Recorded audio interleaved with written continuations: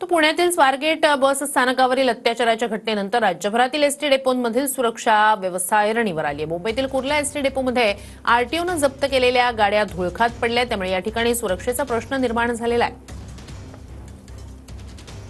याचाच आढावा घेतला आमचे प्रतिनिधी अक्षय मंकणी यांनी।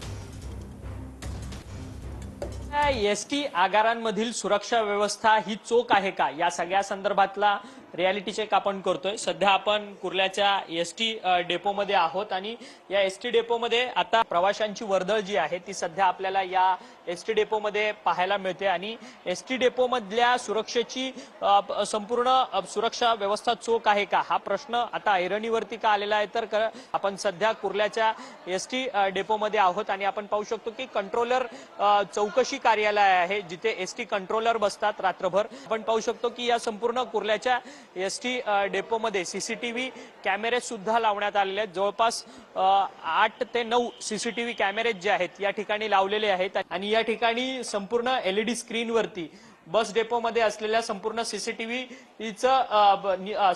फुटेज जे आहेत या ठिकाणी कलेक्ट होत असतात आणि या ठिकाणाहून बस स्थानक प्रमुख जे आहेत पूर्ण बस डेपोवरती वॉच ठेवत असतात, संपूर्ण पाहणी करत असतात। कारण कुर्ला एसटी बस डेपोमध्ये अशा कोणत्याही कुर्ला एसटी बस डेपोमध्ये सुरक्षेची व्यवस्था जी आहे ती सध्या चोख असल्याचं आपल्या रियालिटीमधनं पाहायला मिळतं। व्हिडिओ जर्नलिस्ट मनीष विचारेसह अक्षय मंकणी, TV9 मराठी, मुंबई।